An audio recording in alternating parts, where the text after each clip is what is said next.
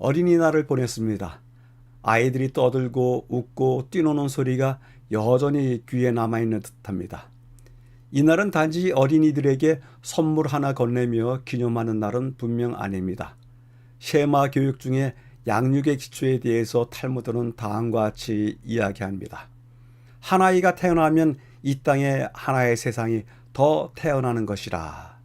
따라서 부모와 선대가 가진 생각과 세계관으로 새로 탄생한 아이의 새 세상을 채울 수는 없습니다.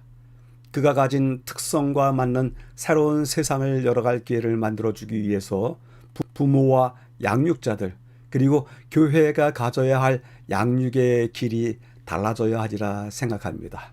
그러한 때 이랫동안 여러분의 교회와 가정은 자녀들과 함께 평안하셨는지요? 이번 주 제7과의 제목은 예언을 위한 기초입니다. 예언을 위한 기초라고 하는 이번 주 교과 제목이 무엇을 말하고 싶어 하는지 언뜻 이해되지는 않습니다. 교과 원문에도 똑같은 제목으로 쓰였습니다. 그런데 일주일 공부를 마치고 나면 하나님의 구속사에서 예언이 필요하게 된 기본적인 토대 또는 기반이 무엇인지를 말하는 것이 분명해 보입니다. 교과의 초중반은 하나님의 보좌를 이야기하면서 그분의 거룩함과 영광 그리고 임재하심을 언급하고 마지막 부분에서 사탄의 반역을 다루면서 구속받은 자들이 지닌 기본적인 처지를 다루고 있습니다. 이는 곧 거룩하신 하나님의 세계가 죄와 악으로 인하여 도전받은 후 세상을 향한 하나님의 임재와 섭리가 어떤 모습으로 진행될 것인지를 알게 하리라고 하는 예고처럼 들립니다. 그런 입장에서 예언을 위한 기본적인 토대 또는 기반으로서의 하나님의 보좌와 임재하심을 연결시켜 다루고 있는 듯합니다. 생각하면서 본문을 살펴보도록 하겠습니다. 이번 주 교과의 기억절입니다.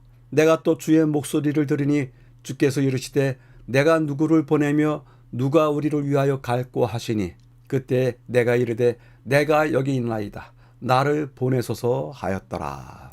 기억절에 나타나는 하나님과 이사야의 대화 내용이 흥미롭습니다. 하나님께서는 누구를 보내며 누가 갈꼬라고 말씀하시면서 대상을 고르십니다. 그때 이사야가 내가 나를 이라고 3번 자신에 대해서 외치고 있습니다. 이 대화 내용을 통해서 우선은 하나님께서는 억지로 당신을 위한 사자를 지명하지 않으신다는 것이고, 둘째는 이사야의 고백처럼 내가 여기 있나이다. 나를 보내십시오라는 선언. 그 선언은 이미 그가 6장 3절에 3번의 거룩하다 거룩하다 거룩하다라고 외친 하나님의 영광을 보았기 때문이 아닌가 생각해 봅니다. 이는 또한 하나님께서 준비된 사람들을 어떻게 사용하시는지를 보여주고 있습니다. 이번 주 교과의 기억절을 줄여보겠습니다. 누가 우리를 위하여 갈고 나를 보내소서. 이번 주 교과의 매일의 제목들입니다. 일요일 내가 여기 있나이다. 나를 보내소서. 월요일 두 그룹. 화요일 불타는 숯불 같은. 수요일 당신의 백성 가운데 계신 하나님. 목요일 루시퍼의 타락. 각 날의 제목에서 알 수 있듯이 이번 주 내용은 거룩하신 하나님의 보좌와 그분의 임재, 그분의 영광을 다루면서 루시퍼의 타락과 구속받은 자들의 처지에 대해서도 마지막 목요일에 다루고 있습니다. 본문의 5날을 재구성해서 분류해 보도록 하겠습니다. 일요일과 월요일과 화요일과 수요일 4날을 묶어서 거룩하신 보좌와 그곳에 있는 케루빔, 하나님의 임재와 임재의 영광 셰케나, 그리고 인류와 더 가까이 하시려는 하나님의 섭리를 다루고요.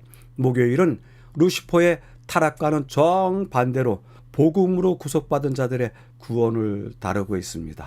전체 배경을 확인하겠습니다. 예언을 위한 기초, 그분의 성품의 근거, 그분의 영광을 다시 한번, 그리고 자기 부인과 자기 희생이라고 하는 중요한 어절들이 보이는데요. 이 세 어절들은 중요한 신학적인 용어이면서도 우리의 신앙의 중요한 개념이 됩니다. 그래서 이 세 어절들을 통해서 그분의 성품을 통해서 그분의 영광도 드러내신다. 그리고 우리가 그 영광을 드러내기 위해서 우리 자신도 이어받아야 되지 않을까 제안을 주고 계십니다. 더더욱 강조하는 바는 그분의 성품은 자기 부인과 자기 희생에 있다라고 하는 구절이 눈에 띕니다. 확인하도록 하겠습니다. 하나님이 우주를 다스리는 권리는 만물의 창조주로서의 그분의 지위 그리고 그분의 성품에 근거하고 있습니다. 하나님의 의로우신 성품을 알게 될 때 우리는 죄 많은 인간이 왜 그리고 얼마나 하나님의 영광에 이르지 못하는지를 이해하기 시작합니다. 이번 주에는 보좌실의 이상을 더 깊이 살펴보면서 인류가 거룩하신 하나님과 어떤 관계에 있는지, 그리스도의 희생이 어떻게 우리를 회복시키고 보좌에 가까이 나아가게 하는지를 생각해 볼 것입니다. 가운데 부분이요. 하나님은 우리를 개인으로서만이 아니라 인간으로서도 회복시키셔서 우리를 통해 나머지 피조 세계에 그분의 영광을 다시 한번 나타내시고자 합니다. 성경 전체를 살펴보면 하나님으로부터 용서받고 구속받은 죄인인 우리가 그분께서 주신 높은 부르심을 이해하고 감사하는데 중요한 단서들을 찾을 수 있습니다. 여기에 또한 중요한 하나의 어조를 사용하고 있는데요. 그분께서 주신 높은 부르심, 우리의 부르심이 낮은 부르심이 아니라 그분께서 주신 높은 부르심이라고 부르는 것이 매우 인상적입니다. 마지막 부분에서요. 인류의 반역은 최종적으로 그리고 영원히 끝날 것입니다. 그리고 그보다 더 중요한 것은 하나님의 사랑의 성품, 자기 부인과 자기 희생의 성품이 인류를 향한 하나님의 원래의 계획보다 더 환하게 빛나리라는 것입니다. 하나님은 인류의 타락을 결코 의도하지 않으셨지만 십자가는 하나님의 사랑의 성품을 놀라운 방식으로 공개하고 있다고 전하고 있습니다. 전체 배경을 요약해 보겠습니다. 예언을 위한 기초, 우리가 다룬 주제는요. 하나님의 자기 부인과 자기 희생의 성품 드러내셨기 때문에 이 세계를 다스릴 수 있는 권리가 있다. 이 우주를 다스릴 수 있는 권리가 있다. 그런 입장에서 세 부분으로 나누어서 다루어 봤는데요. 다스림의 권세, 그것은 하나님의 창조주로서의 지위와 그분이 가지신 성품에 근거하신 것이다. 하나님께서 우리에게 주신 높은 부르심으로 우리가 그 영광을 다시 나타내야 되지 않겠는가. 특별히 하나님의 자기 부인과 자기 희생의 성품, 앞으로 더 환히 빛날 것이라. 맨 마지막 부분을 강조하면서 우리 자신도 그래야 되지 않을까. 자기 부인과 자기 희생의 성품을 배워야 하지 않을까 생각해 보게 됩니다. 때문에 질문해 봅니다. 하나님의 성품이 그렇듯 드러날진데 나의 성품은 지금 어떻게 드러나고 있는지요? 그것을 전체 배경의 질문으로 던져봅니다. 첫째 날입니다. 내가 여기 있나이다. 나를 보내소서. 주님의 임재, 분향제단, 그리고 타오르며 빛나는 이라고 하는 중요한 어절들이 보이는데요. 이 어절들을 모아보면 보좌 앞에 선자, 깨닫고 용서받고 사명을 받을 것이다 라고 하는 구절이 마음에 와닿습니다. 본문을 확인하도록 하겠습니다. 수년 전에 어느 교회가 낡은 지하층을 개조하면서 새로운 친교실을 만들기로 결정했습니다. 그들이 가장 먼저 한 일은 새로운 조명을 설치하는 것이었습니다. 그것은 조명이 밝아서 그 공간을 더 아름답게 보이게 할 것이라고 하는 믿음 때문이었습니다. 그런데 이상하게도 조명을 설치한 이후로 공간이 더 나빠 보였습니다. 밝은 빛 때문에 안 보이던 어두운 구석들, 결함이 점차로 보이게 되었기 때문입니다. 이사야가 하나님의 보좌에 대한 놀라운 환상을 보았을 때 그는 자신의 결정을 고통스럽게 깨달았습니다. 그 고백입니다. 그때 내가 말하되 화로다 나여 망하게 되었도다. 나는 입술이 부정한 사람이요 나는 입술이 부정한 백성 중에 거주하면서 만군의 여호와이신 왕을 배웠음이로다 하였더라.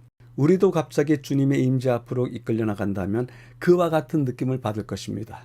그 빛은 우리의 모든 변명이 무의미할 만큼 밝습니다.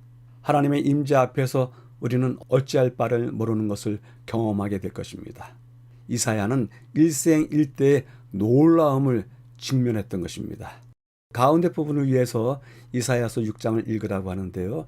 제단에서 집은 바 핀 숯을 손에 가지고 내게로 날아와서 이것이 네 입에 닿았으니 네 악이 제하여졌고 네 죄가 사하여졌느니라. 내가 누구를 보내며 누가 우리를 위하여 갈고 하시니 내가 여기 있나이다. 나를 보내소서 하였더라.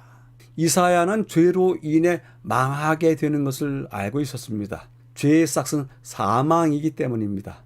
그런데 사랑의 하나님은 우리를 죄의 결과대로 내버려 두지 않으시고 우리를 더 가까이 이끄십니다.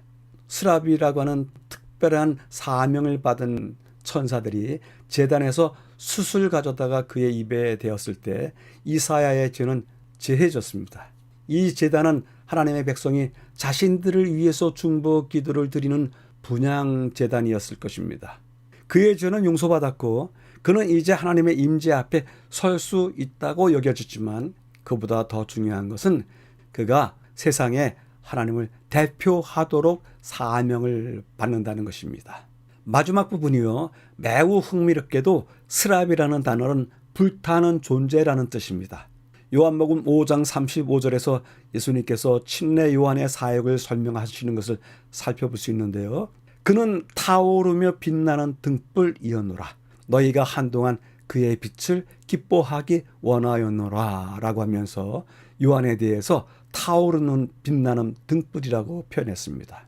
요한 자신도 은혜와 구원이 필요한 죄인이었지만 그가 한 사역은 은혜와 구원을 가져다 줄 수 있는 유일한 분 예수님을 가리켰습니다. 예수님은 아버지의 영광을 온전히 나타내시는 분으로 오셨고 하나님은 하늘의 스랍이 할 일과 비슷한 임무를 수행하도록 죄인이었던 선지자 요한을 보내셨습니다. 영감의 교훈입니다. 그러나 제단에서 취한 불 붙는 숯이 먼저 그의 입술에 닿아야 한다는 것을 기억하라. 그러면 그대가 하는 말이 지혜롭고 거룩한 말씀이 될 것이다. 그러면 지혜로워져서 무슨 말을 해야 하고 무슨 말을 하지 말아야 하는지 알게 될 것이다. 그대는 신학자인 양 아는 체 하지 않을 것이다. 그대는 논쟁적인 교리 문제를 이야기하므로 경쟁심이나 편견을 유발하지 않도록 조심할 것이다. 우리에게 주시는 특별한 교훈입니다. 첫째 날을 요약해 보겠습니다. 내가 여기 있나이다. 나를 보내소서. 다른 주제는요. 하나님 임재 앞에 선 인간. 그가 죄를 용서받고 사명자가 되었다는 것을 주제로 다루고 있습니다. 세 이야기를 끌고 나갔는데요. 하나님의 보좌 앞 자신의 결점이 고통 속에서 드러나서 깨닫게 될 것이다. 그럼에도 불구하고 하나님의 보좌 앞은 죄의 용서를 받고 그리고 부르심을 받는 자리가 되었다. 지금도 그러할 것이다 생각이 듭니다. 마지막으로 이사야의 경험이나 요한의 경험, 그들이 비록 죄인이었지만 그들이 선지자로 보냄을 받았을 때 그들은 불타는 존재로서 하나님 앞에서 세상에 보낸 선지자들이 되었다라고 이야기를 하고 있습니다. 여쭤보게 됩니다. 자신의 결점을 발견하고 깨닫는 것. 그렇다면 어떻게 변해야 할까요? 우선은 자신의 결점을 발견하고 깨닫는 기회가 있어야 될 것 같고 그 다음에는 어떻게 변해야 될까요? 하는 것에 대해서 길을 찾아봐야 될 듯합니다.